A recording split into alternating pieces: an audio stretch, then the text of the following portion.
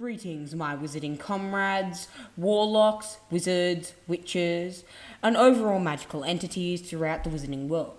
Today, we are going to be covering the most important event in the entirety of wizarding history, being Voldemort's last stand, the most integral part of the Battle of Hogwarts, resulting in the death of Tom Marvolo Riddle, mainly known as Lord Voldemort, and the final victory for the Order of the Phoenix, the disillusionment of Voldemort's Death Eater leaders, the death of Bellatrix Lestrange, and the death of many other hierarching witches and wizards who devoted themselves to Voldemort.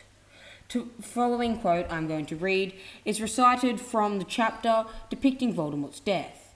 I know things that you don't, Tom Riddle. I know lots of important things that you don't. Want to hear some before you make another big mistake?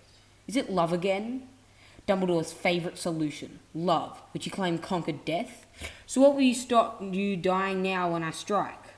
If it is not love that will save you this time, you must believe that you have a magic that I do not, or else a weapon more powerful than mine. I believe both.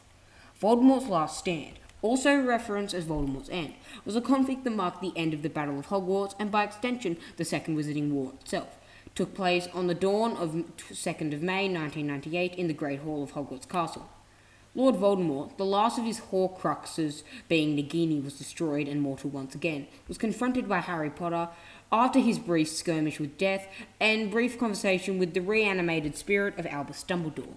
As the second part of the Battle of Hogwarts progressed, the pair of them faced off in this climactic conflict in front of all the surviving fighters gathered in the Great Hall. In the middle of the battle, Harry witnessed the death of Severus Snape in the Shrieking Shack, and took the flask of Snape's memories to Albus Dumbledore's pensieve.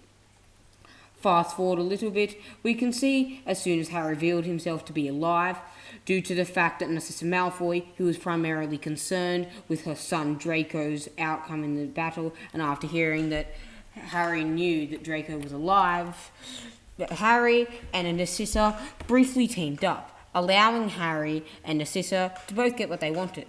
Harry to not be revealed as alive to Voldemort, so Voldemort didn't kill him a second time, and for Narcissa to gain the love of her son, Draco, once again. There are no more Horcruxes. It's just you and me now, Riddle. Neither can live while the other survives, and one of us is about to leave for good. One of us? You think it will be you, do you? The boy who has survived by accident, and because Dumbledore was pulling the strings. This was the final discussion between the two mortal rivals.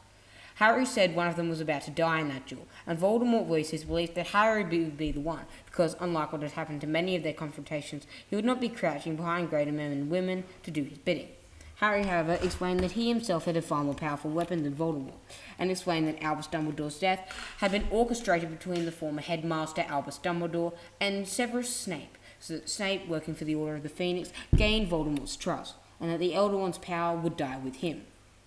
By chance, however, Draco Malfoy had disarmed Dumbledore moments before his death, making him the true definite owner and master of the Elder Wand. Voldemort dismissed this abruptly by stating that he would finish off Malfoy after he defeated Helling Harry. But then Harry added that he had disarmed Draco months ago during a skirmish at the Malfoy Manor in the March of that year, making him, Harry, the true master of the Elder Wand. This prompted Voldemort and Harry to draw upon their wands for the final time against each other. Just as the first glimmering rays of golden sunlight ascended across the sill of the Great Hall windows, and both cast their spells in an almost simultaneous yell, Harry attempted to disarm Voldemort, and Voldemort attempting for a final time to murder Harry. The two spells collided with a bang like a cannon blast, though it was short-lived. The Elder Wand, however, refused to harm its true master, and flipped over, flying high in the air towards its rightful master. The rebounding killing curse that rebounded off Harry hit Lord Voldemort, and his lifeless corpse hit the floor. His white hands then empty, Harry was immediately applauded for his victory, and his defeat of Voldemort signifying the end of the Battle of Hogwarts, as well as the Second Wizarding War as a whole. Aftermath. We did it, we bashed them, we Potter's the one, and Voldy's gone mouldy, so now let's have fun.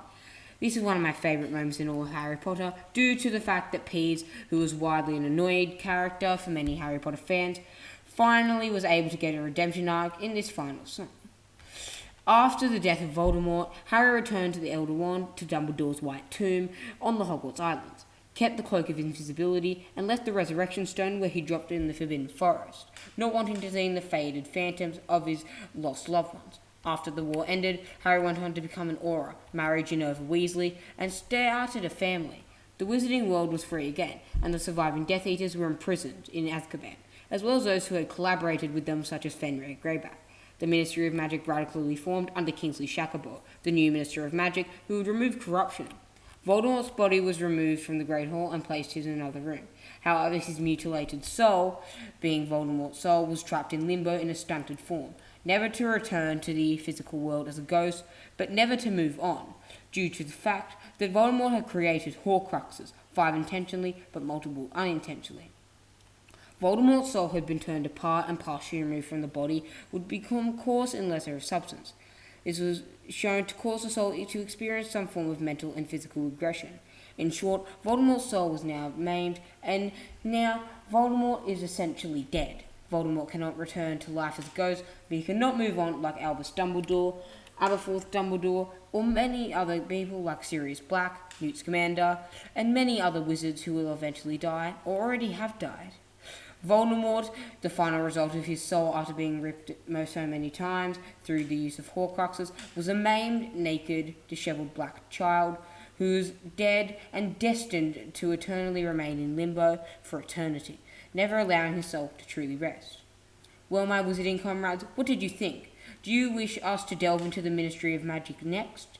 If you truly believe this, then I demand you hit the like button, perform a Confundus charm on the subscribe button in order to hit it. Now, my friends, I bid you farewell, and I hope that you have a great day.